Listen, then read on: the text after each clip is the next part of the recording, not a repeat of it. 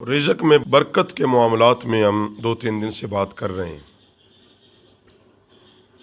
تو ایک تو رزق میں برکت کا حل یہ ہے، وہ حل یہ ہے کہ تم ماں باپ کی خدمت کرو جس حال میں بھی ہو، اور والدین سے دعائیں لو۔ اگر تمہارے والدین حیات ہیں، زندہ ہیں، تو دعائیں لو۔ یاد رکھو، نبی علیہ السلام نے فرمایا کہ والدین کی دعا، ماں باپ کی دعا اولاد کے حق میں ایک ولی کی دعا کی حیثیت رکھتی ہے۔ ماں باپ کی خدمت کرو، جو کما کے لاؤ ماں کے ہاتھ میں دے دو، انہیں مانگنا نہ پڑے، پھر دیکھنا تمہارے رزق میں کیسے برکت آتی ہے، اور رزق کے دروازے اللہ کھول دے گا۔ شرط کیا ہے؟ ماں باپ کی خدمت کرو، تابع داری کرو۔ اگر والدین دنیا سے چلے گئے ہیں، ہر روز ان کے لیے بخشش کی دعا کرو۔ بزرگوں نے یہ وظیفہ بھی لکھا ہے، جو یہ چاہتا ہے کہ میرے رزق میں اللہ برکت ڈال دے، فرمایا وہ ہر روز 1 بار الحمد شریف، 3 بار کل شریف پڑھ کے ہر روز اپنے ماں باپ کے لیے بخشش کی دعا کرے۔ اللہ یہ ثواب ان کی روح کو پہنچا دے، ان کو بخش دے، معاف کر دے، اور ہر جمعے ان کی قبر پر حاضری دے۔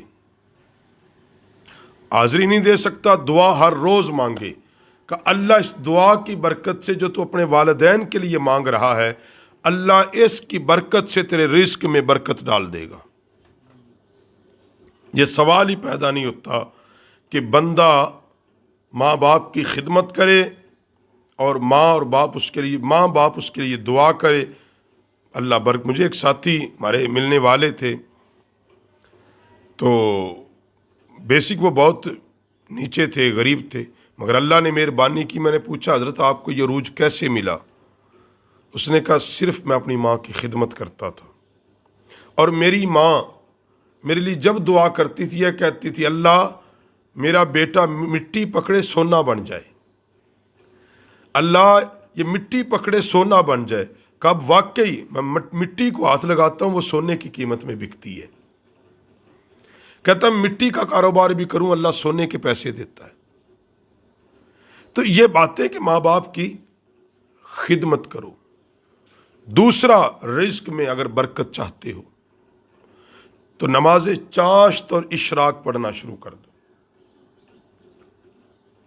یہ سورج نکلنے کے بعد کے نفل ہیں، 12 نفل پڑھو سبحان اللہ، ورنہ 2 پڑھ لیں، 2 چاشت کے، 2 اشراق کے۔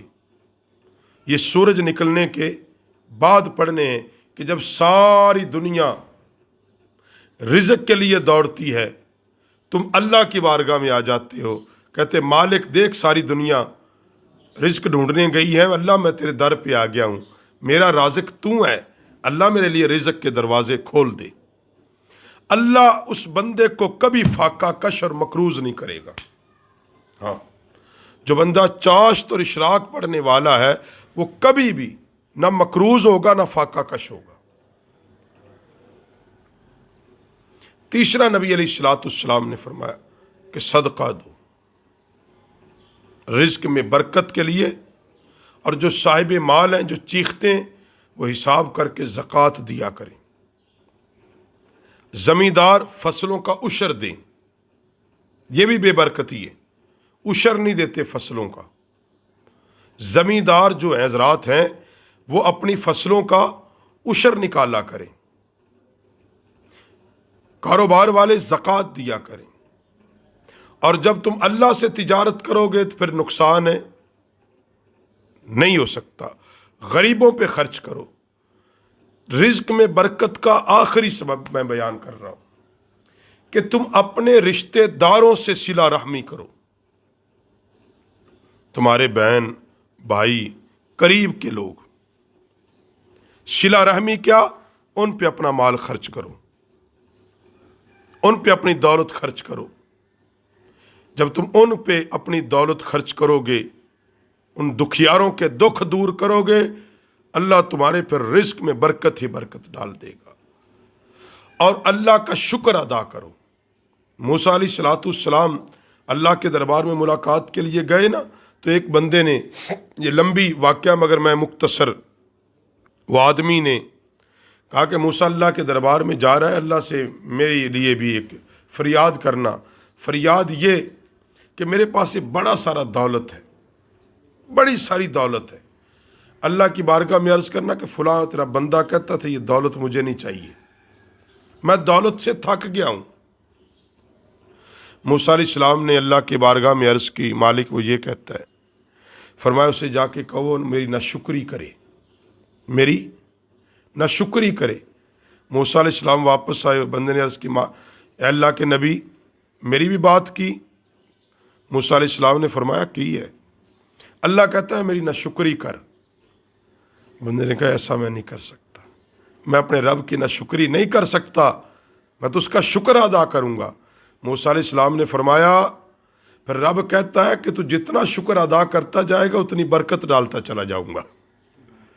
تو شکر کی یہ برکت ہے، الحمدللہ کہو، شکر کرو اللہ کا، رزق میں اللہ برکت ڈال دے گا۔